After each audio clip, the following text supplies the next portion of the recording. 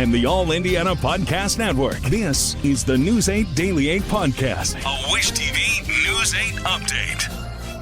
Hello, I'm Jeremy Jenkins, and this is your News 8 Daily 8 Podcast for Thursday, June 26th. Searching for a romantic summer getaway? Escape with Rich Girl Summer, the new Audible original from Lily Chu.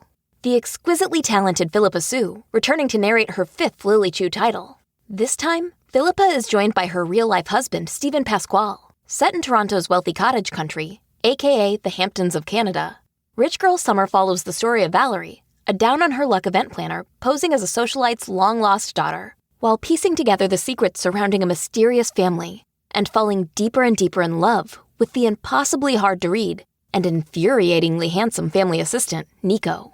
Caught between pretending to belong and unexpectedly finding where she truly fits in, Valerie learns her summer is about to get far more complicated than she ever planned. She's in over her head and head over heels. Listen to Rich Girl Summer now on Audible. Go to audible.com/richgirlsummer. We begin with the shooting on the city's north side that left one man critically injured. Police say they were called to Eugene Street near 29th around 11:40 last night. That's where they found the man shot. IMPD initially said the victim was awake and breathing, but later confirmed he was critical when taken to a hospital. So far, police have not released information about a suspect or motive in the shooting. IMPD is asking anyone who lives or works in the area to check security footage and come forward if they have any information. In other news, one of the newly appointed members of the Indiana Economic Development Corporation says the public can expect more transparency about how the state uses your tax dollars to attract new businesses. News 8's Garrett Berquist reports. These are the people who will oversee the state's economic development efforts. Governor Mike Braun replaced the entire IEDC board on Monday. I don't want $10, $15, $20 an hour jobs. I want us to focus on growing better jobs that have good benefits, insurance. I want to see us do things to be able to keep our young people here, whether they're formally educated in a four-year institution or have a certificate. John Gregg is one of 3 Democrats on the board. He tells me Braun's team wants to prioritize transparency. Well, transparency looks like to me that your meetings, what can be done in public, is done in public. There's some executive sessions allowed, I believe, for salaries and real estate purchase, but I think it means telling the public what you're involved in, telling the public what the final goal is. Braun has pledged a 92-county economic development strategy. To that end, he says he's giving the board a broader focus. And we'll probably expand that board to make sure it's got full regional representation and is a cast of entrepreneurial individuals that are going to look at the regional breadth of economic development. Greg is from Southwest Indiana. He says the regions outside the major metro areas bring their own strengths to the table. All of the 4 corners of Indiana and the various regions that you divide the state up in have got interstate, they've got pretty good water, they've got a great workforce, they've got logistics, they've got good locations to other markets. So it's something that if we focus on, I think we can achieve. All members of the board serve 4-year terms at the pleasure of the governor, so barring any unexpected departures, we can expect this roster will serve for the remainder of the governor's current term. I'm Garrett Bergquist for Wish TV and WishTV.com. The newly formed Indianapolis Local Education Alliance held its first public meeting last night. The group is required by the state and is focused on finding ways to share resources between Indianapolis public schools and local charter schools. It was created after a proposal from state lawmakers to dissolve IPS, replacing it with charter schools. That plan did not move forward, but now, starting in 2028, IPS tax dollars will be shared with charter schools. Mayor Joe Hogsett is chairing the group. IPS Superintendent Alicia Johnson is also on the board. Before we jump into this conversation of efficiency, that we first start with what is it that we want to be true for students.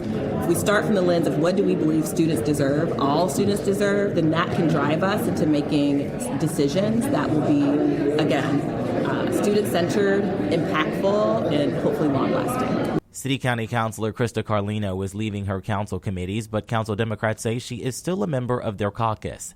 It comes after she set off a firestorm with allegations that council leadership limited an independent investigation and to allegations of sexual misconduct in city government. Last week, Carlino called for the resignations of Mayor Joe Hogsett, Council President Vop Osili, and Council President Ali Brown over their handling of the investigation centered around the mayor's former chief of staff, Thomas Cook. Earlier yesterday, we were the first to tell you that the council's Democratic Caucus voted to remove Carlino Tuesday night. Then, just before 4 o'clock yesterday afternoon, Carlino texted our very own Kyla Russell a very lengthy statement addressing the city and its residents. Carlino issued an apology saying, in part, "I deeply apologize to my fellow councilors in the Democratic Caucus for taking steps outside our members without their knowledge, and for any undue stress and disappointment my actions caused them."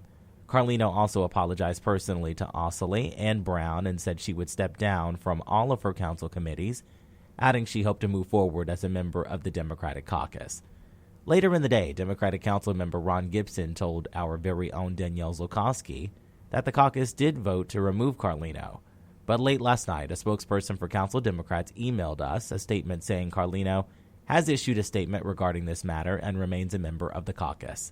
We look forward to our continued work alongside Councilor Carlino and supporting the constituents of District 11.